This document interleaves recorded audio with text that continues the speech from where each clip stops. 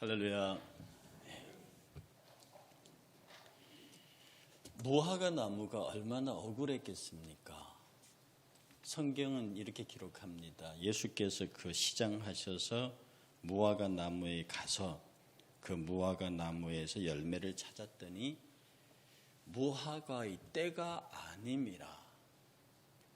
마가복음 11장 12절과 13절에 이렇게 기록되어 있습니다. 이튿날 그들이 베다니에 왔을 때 예수께 시장하신지라 멀리서 잎사귀 있는 한 무화과 나무를 보시고 혹 그 나무에 무엇이 있을까 하여 가셨더니 가서 보신즉 잎사귀 외에는 아무것도 없더라. 이는 무화과의 때가 아님이라. 아니, 무화과의 때가 아닌데 무화과 열매가 없는 것 당연하죠. 그런데 하나님께서 예수께서 무화과를 저주해 버립니다. 이 메시지가 갖고 있는 첫 번째 의도는 뭐냐면요, 무화과 나무가 그때 그 시절에 열매 맺히지 않는 것은 자연 법칙이고 너무 당연한 것이고 상식적이고 보편적인 것이고 객관적인 것이고 누가 물어도 옳은 일입니다. 그러나 예수 그리스도가 그 무화과의 열매를 요구하는 것은 신적인 권위요, 하나님의 뜻이요, 하나님의 일이요, 하나님의 방법이요, 하나님의 생각이요, 하나님의 판단이요, 창조주의 계획이요, 그의 영광을 위한 것이라. 그러니 이 세상에 보편타당한 그런 사실과 하나님의 뜻과 하나님의 생각이 부딪히면 아무리 세상의 판단과 객관적인 사실들이 맞다 할지라도 그것은 하나님 앞에서 무너질 수밖에 없는, 절대로 물은 갈라질 수 없는 것이지만 모세가 그 앞에 섰을 때 홍해는 갈라져야 했고 물이 포도주로 변하는 건 말도 안 되는 일이지만 예수께서 명하시면 물이 포도주로 변해야 했고, 동방의 박사들이 헤로드 왕과 분명히 아기 왕을 병변 다음에는 가서 장소를 일러주겠다고 하는 당연한 약속을 천사들이 깨라 했을 때 가차없이 그 약속은 깨졌고,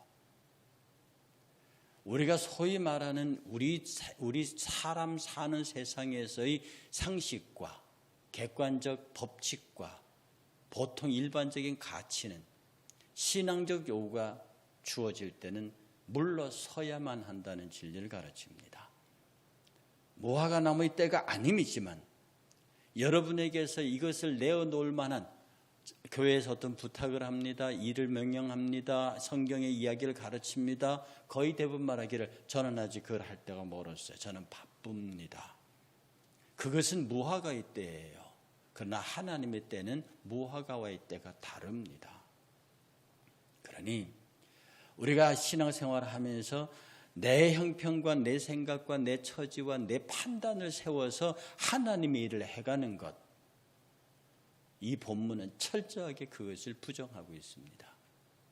그러니 하나님의 절대 주권을 인정하는 자들에게서 내 형편과 내 판단과 내 기준과 내 삶의 모든 요건들은 그것은 중요하지 않으며 하나님의 뜻과 하나님의 말씀과 하나님의 계획과 하나님의 판단과 하나님의 영광이 무엇이냐가 내 객관적인 사실을 재단하는 절대적인 기준이 된다 하는 것을 오늘 본문이 가르치고 있습니다. 두 번째 사실은요, 무화과가 얼마나 억울하겠습니까? 아니, 자기가 뭔 잘못을 한 게 있는데요? 정말로 무화과는 아무 잘못이 없습니다. 선지자 호세아에게로 갑니다. 아니, 호세아가 뭔 잘못을 했습니까? 호세아가 하나님 앞에서 얼마나 성실한 선지자인데요. 그런데 하나님이 느닷없이 가서 고멜에게 장가가래요. 고멜이 누굽니까? 창녀입니다. 오늘 식으로 말하면 목사 보고 창녀 가서 결혼해서 거기서 애 낳고 살아라는 것인데 이 당사자 입장에서는 말이 되는 얘기냐고요. 그런데 하나님께서는 왜 고멜에게 그 얘기를 하십니까? 왜 고멜에게 장가가라고 호세아에게 얘기합니까? 이스라엘 백성들의 영적 상태가 얼마나 더럽고 추한지를 보이시기 위해서 하나님은 호세아를 그렇게 불쌍한 인간으로 만들어버려요. 그게 개인적으로 얼마나 불행한 삶입니까? 데리고 와서 잘 살면 괜찮아요. 데려다 놨더니 도망가고, 도망가서 돈 주고 사왔더니 또 도망갑니다. 그런데 하나님의 호세아 보고 하시는 말씀이 이스라엘 백성이 이렇단 말이야. 그 호세아가 뭔 죄예요? 호세아가 무슨 죄냐고요? 호세아에게는 잘못이 없습니다. 그러나 호세아는 억울합니다. 그러나 호세아가 거기에서 항변할 수 없는 것은 호세아의 망가진 인생을 통해서 하나님께서 이스라엘 백성들을 강력하게 너희들이 이렇게 살고 있다고 하는 고발장을 드리미는 아주 리얼리티하게 그 현상을 이해할 수 있도록 하나님께서 고매를 호세아에게 붙여서 이스라엘 백성의 타락한 영적 상태를 깨닫게 합니다. 이사야 선지자가 무슨 죄가 있습니까? 그야말로 이사야는 메시아의 도래를 예언하는 가장 메시아 예언의 중심에 서 있는 선지자입니다. 이사야가 무슨 죄가 있습니까? 그런데 하나님께서 여러분, 하나님께서 이사야서 20장에 보면은요, 이사야가 벗은 몸과 벗은 발로 3년 동안 다니라고 나와. 아니 사람이 그것도 하나님의 선지자가 이 편에 보면 뒤에 엉덩이가 다 보이게 옷을 벗고 3년 동안 돌아다니게 만듭니다. 이사야가 무슨 잘못을 했나요? 그러나 하나님께서는 이스라엘 백성들을 향해서 애굽이 아수르에게 이렇게 수치를 당하며 망할 것이라고 하는 것을 보여주기 위해서 3년 반 동안 벌거벗고 다니게 만듭니다. 애굽이 아수르에게 이렇게 망하게 될 것이라는 것을 예언하기, 이스라엘 백성을 괴롭힌 애굽이 이렇게 망할 것이라고 하는 것을 이 이사야의 행동을 3년 동안 그렇게 돌아다니게 만듭니다. 이사야는 죄가 없습니다. 그러나 이사야의 가장 부끄러운 모습을 통해서 애굽의 비참한 말로를 예언하는 장면입니다. 에스겔이 또 무슨 죄가 있습니까? 에스겔이 마른 뼈의 환상으로부터 시작해서 그 에스겔이 이스라엘 백성들에게 그야말로 훌륭한 선지자로 자리 잡고 있는데, 에스겔서 4장에서 보면요, 하나님께서 너는 북이스라엘과 남유다의 죄악을 담당해라. 그리고 하시는 말씀이 북이스라엘의 죄를 위해서 너는 390일 동안 좌측으로만 누워서 자라. 아니 잠을 자는데 자다 보면 오른쪽 왼쪽 마음대로 누울 수 있지. 390일 동안을 좌측으로 누워서 이 좌측 앞만 보게 하고 잠을 잡니다. 그리고 남유다를 위해서는 40일 동안 우측으로만 자라. 도합 430일을요. 자기가 자고 싶은 대로 못 자고 자기가 눕고 싶은 대로 못 눕고 오른쪽 왼쪽으로 390일을 40일을 누워서 잡니다. 여러분 그게 그 잠을 한쪽으로만 390일을 자고 40일을 잔다.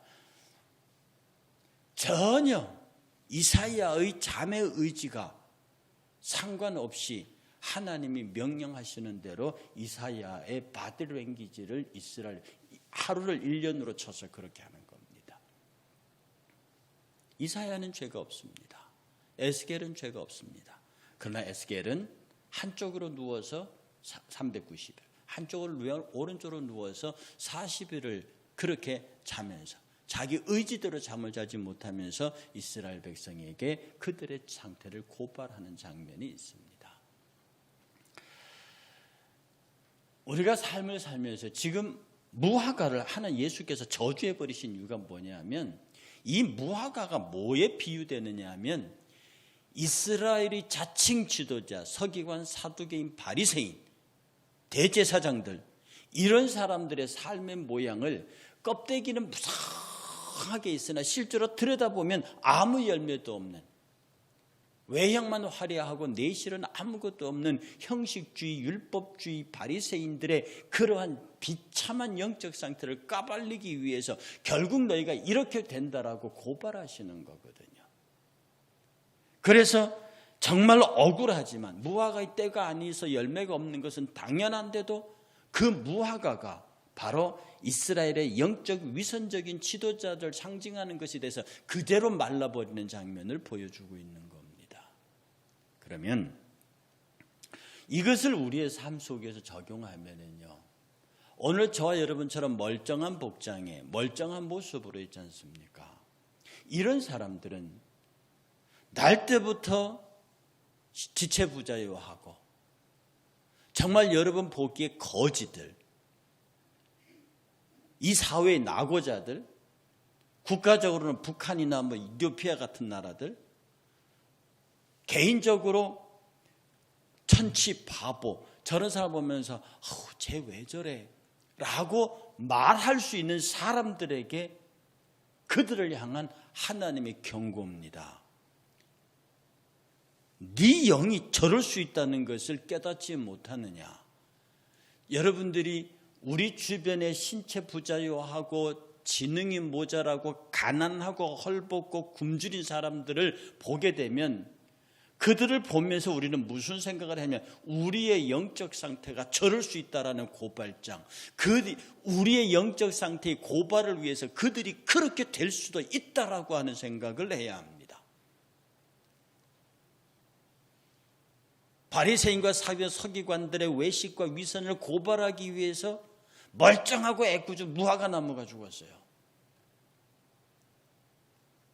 그러니 오늘 이 시대에 소위 정상적이라고 하는 나라, 정상적인 사람이라고 하는 사람들이 그렇지 못한 사람들을 볼 때 가슴을 치고 조심하고 두드려야 할 것은 임성택 네가 보고 있는 저 사람의 모습이 네 영의 모습이다라고 하는 성령의 고발장이 거기에 써져 있다는 사실입니다. 그러니 나는 멀쩡하고 괜찮으니까 상관없고, 성경에서 저 사람은 무슨 죄가 많아서 날 때부터 저렇게 되고 저 사람은 무슨 죄가 많아서 망대가 무너져서 죽고 누가 그렇게 예수께 물을 때 예수께서 하신 말씀 그 사람 죄 때문이 아니야. 그 사람이 그렇게 된 것은 하나님의 영광을 위한 것이다. 너도 그 사람들보다 나은 것으로 생각하지 마라. 그들이 그렇게 하는 장면을 통해서 너희를 지금 고발하고 계시는 거다는. 그러므로 지금 우리가 나가서 살면서요, 우리 눈에 띄는 우리보다 모자르고 부족한 사람들 볼 때마다 가슴이 쿵쿵 쳐야 합니다. 저것이 나를 향한 고발장이다. 그러니 그 고발장들을 우리가 돌보고 그를 책임지고 그들을 사랑해야 하는 이유가 그를 통해서 나의 영적 실상을 보여주는 하나님의 교보제란 말입니다. 하나님이 쓰신 인물들이에요. 나를 회개시키기 위해서, 나를 바로 세우기 위해서. 그들은 우리들의 무화과 나무입니다. 그 당시 서기관들과 바리새인들과 대제사장들을 고발하기 위한 영적 신앙의 교보제가 무화과 나무였다고 하면, 오늘 이 시대에 우리 옆에 있는 모든 그 사람들은 잘났다고 떵떵거리며 살아가고 있는 우리 같은 사람들을 향한 하나님의 치명적인 경고장입니다.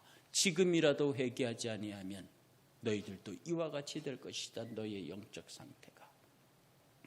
그래서 본문의 끝부분이 이렇게 말합니다. 그러므로 내가 너희에게 말하노니 무엇이든지 기도하고 구하는 것을 받은 줄로 믿으라. 그리하면 너희에게 그대로 되리라. 이 말씀을요, 앞에 것과 연결해서 읽으셔야 합니다. 많은 분들이 이 말씀을 그대로 띄어가지고 기도하고 하면 다 구할 것으로 받는 기도의 응답의 메시지로 가는 그런 말씀으로만 봤습니다. 그러나 그 앞에 분명히 뭐와 연결되어 있냐면 죄 없이 말라버린 무화과와 연결되어 있습니다. 이 이야기가 23절에 하나만 올라가면요, 22절에 하나님을 믿으라. 베드로가 무화과 말랐습니다. 베드로에게 말합니다. 하나님을 믿으라. 내가 진실로 너희에게 말하는데 누구든지 이 산들어 바다에 심기라 하면 그 말하는 것이 이루어질 줄로 믿어라. 지금 네 앞에서 이해 불가능한 일이 벌어졌지. 무화과 나무가 때가 아닌데도 말라버렸잖아. 죄 없이 까닭없이 죽었잖아. 지금 네 앞에서 일어나고 있는 모든 일들에 관하여 이제는 이것을 네 마음에 염두에 두고 기도할 수 있겠니? 해서 24절의 말씀이 무엇이든지 기도해라. 무슨 말입니까? 무화과 나무가 때가 아님에도 말라버렸던 것을 이해하고 그 심정을 가지고 기도하라는 뜻입니다. 철저하게 회개하면서 기도하라는 뜻이에요. 철저하게 믿으면서 너의 무화과 나무의 때라고 하는 상황과 인간적인 형편과 인간적인 판단과 인간적인 상식과 그런 것에 의지하지 말고 하나님이 마르게 하면 마를 수밖에 없는 철저한 하나님의 주권으로 옮겨가서 그를 믿고 기도하라는 뜻이며, 그러면 이루어진다는 거예요. 근데 사람들에게서 때가 아닌 무화과 나무가 말라 죽은 것은 빼버리고 그냥 기도하면 응답받는 이 말씀으로 뽑아가는 것은 지극히 타당하지 않습니다. 그리고 본문 마지막 절에 서서 기도할 때 아무에게 혐의가 있거든 용서하라, 그래야 하늘에 계시니. 여러분, 전혀 뜬금없는 얘기처럼 안 들립니까? 앞뒤 얘기가 안 맞잖아요. 무지 구하는 대로 기도하라 했다가 그 다음 용서하라 했다가 무슨 용서라는 주제가 나오고 앞에 기도하라는 주제가 나오고 그 앞에 하나님을 믿으라 그러고 그 앞에 무화과 말라 죽는 얘기 나오고, 이게 전부 한 통을 꿰고 있는 겁니다. 결국 무화과의 그 억울한 죽음을 보면서 하나님의 때 하나님께서 나를 고발하시면서 당신의 때를 이루신다고 말할 때 그 이루심을 믿고 그 하나님의 뜻을 따라 기도하면 응답하고, 그리고 바리새인들을 고발하고 바리새인들의 허물과 그걸 보고 그렇게 시비를 걸 것이 아니라 너희 자신도 너희 자신에 대하여 너희들이 고발하고 너희들이 미워했던 그런 것들을 내려놓고 하늘에 계신 아버지께 기도할 때에 바로 비로소 바리새인과 그들의 허물도 너희들도 허물도 용서하시는 하나님의 은혜를 경험할 거라는 사실입니다. 여러분, 우리 주변의 사람들을 돌아보십시오. 그리고 우리 때문에 무화과처럼 되어 있는 사람들이 너무 많습니다. 왜 여러분들이 여러분보다 조금 못하고 성격 이상하고 그 사람 그런 거 가지고 왜 그게 여러분을 향한 고발장으로 안 보입니까? 그러니 성격 이상하고 하는 행동 이상하고 막 그렇다고 할 때 저게 나를 향한 내 영적 상태를 고발하는 주의 고발장이다. 그 고발장을 받아들여 보셨습니까? 여러분, 고발장 받아보셨습니까? 죄송하면 저는 학교에 있으면서 업무와 관련해서 고발장 많이 받아봤습니다. 고발장을 딱 받아들면요, 참 마음이 이상해요. 나는 전혀 이 일과 무관하고 내 의도가 아닌데 상대는 그렇게 고발한다고요. 나는 예수님 앞에서 내가 죄 지은 게 없어요. 난 잘못한 게 없어요. 나는요 때 맞춰 금식하고 때 맞춰 기도하고 이러고 있는데 나라고 고발, 주님의 고발장은 너 아니라는 거거든요. 우리는 우리 주변에 그런 어려운 상황을 보면서 나를 향한 고발장이다. 하나님이 또 고발장 보내셨구나. 예수께서 또 나를 치시는구나. 성령께서 나를 향하여 또 나의 겸손함을, 나의 교만함을 치시는구나. 그 고발장을 볼 때마다 겸손해지고 험하고 어려운 일들을 당하고 있는 사람들마다 나를 향한 하나님의 경고장이구나. 그렇게 생각하고 그들을 더 긍휼히, 그렇게 내게 보이시는 하나님을 믿고 그 하나님의 마음을 믿고 기도하면 응답하실 것이고, 그 하나님의 마음을 이루기 위해서 주변에 네가 걸림돌이 되고 있는 모든 것들을 용서해라. 누가 누구를 비난할 수 있다고요? 어린 밥으로 신앙의 세계에서는 그런 것이 통하지 않습니다. 어제 말씀드렸던 영적 주파수에게 사는 사람들은 우리 주변에 어렵고 힘든 광경을 볼 때마다 저것이 나를 위해서 기도하라는 것이구나. 저것이 나의 십자가구나. 저것이 내 모습이구나. 하나님이 지금도 나를 향하여 울고 계시는구나. 그 주님의 울음을, 사두개인과 바리새인들 향한 하나님의 눈물과 예수님의 눈물과 분노를 무화과 나무를 통해서 보이듯이 저 사람 저런 일들을 통해서 주께서 내게 경고하시는구나. 더 많이 기도하고 더 많이 용서하고, 그래서 내게 보여진 저 무화과 나무가 결코 외롭지 않도록, 그 무화과 나무가 결코 힘들지 않도록 내가 그렇게 살아야겠다. 오늘 이 고백이, 이 결단이 여러분들 가운데 있기를 주의 이름으로 축복하고 찬양 후에 함께 기도하겠습니다.